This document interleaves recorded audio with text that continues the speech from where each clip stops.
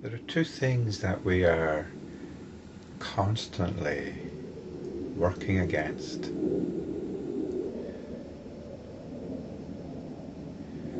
One of these is not so much the pressures of everyday life, but the limitations of conventional understanding.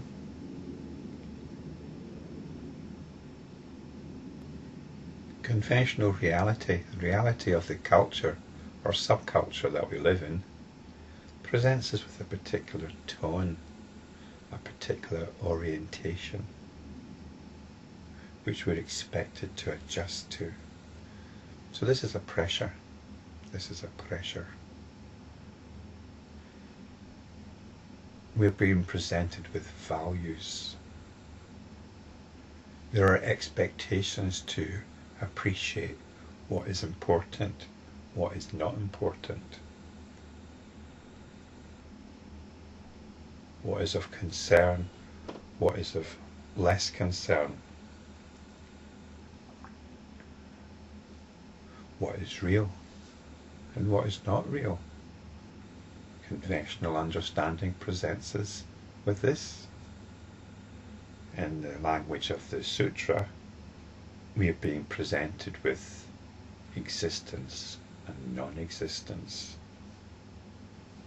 Conventional understanding presents us with stories of existence and non-existence. Fundamentally.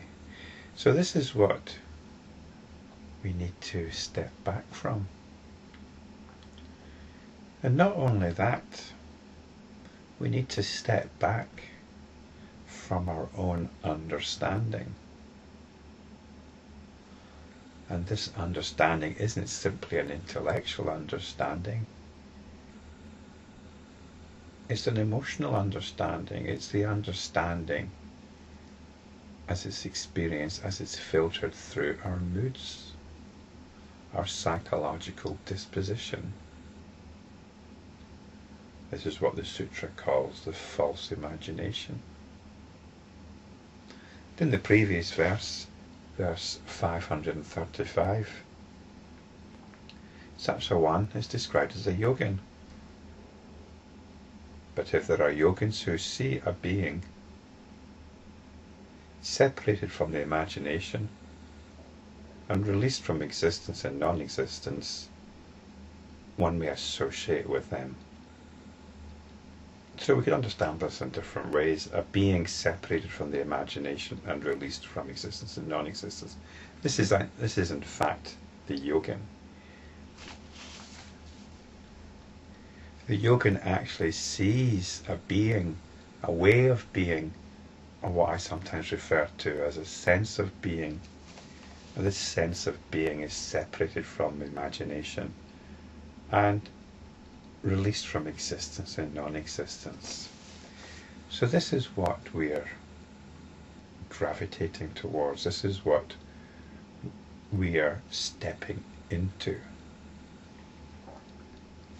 So this being, this, I don't want to call it a state.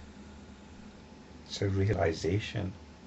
This realization, it's a fresh realization of our essential reality, our essential truth. This being, this sense of being which is separated from the imagination and released from existence and non-existence. So this is what we're pointing towards. And the next verse, 536, describes it like this. It is like a mine in the earth producing gold and precious stones. It harbours no cause of strife in it, and yet it furnishes people with various means of subsistence. So such a realization of being is a refuge. It's a refuge from all the nonsense that invariably winds us up. It's like a mine in the earth. We have to dig into it. We have to keep digging for this realization. No matter what the situation,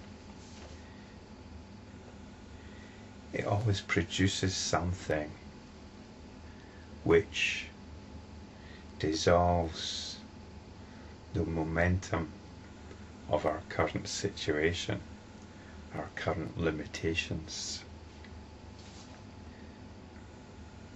It harbours no cause of strife in it.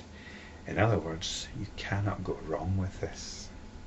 You cannot go wrong with being an enlightenment practitioner. You have to keep digging though. It's not a static condition. And it furnishes people with various means of subsistence. It replenishes our sense of being.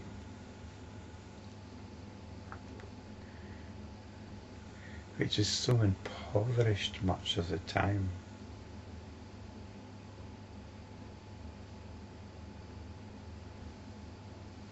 Much of the time we're like flies buzzing around in a matchbox. There's a little bit of honey in that matchbox, so there's something exciting going on, but we're buzzing frantically, trying to somehow concretize that excitement, but all the time we're trapped and we're in the dark. And we're always flying into that matchbox with a bit of honey inside it and going a bit crazy.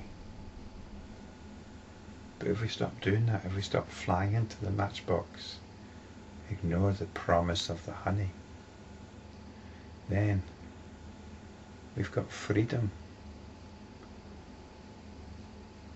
Freedom from the pressures of out there, and freedom from the pressures from in here. Keep on striving. Keep on digging.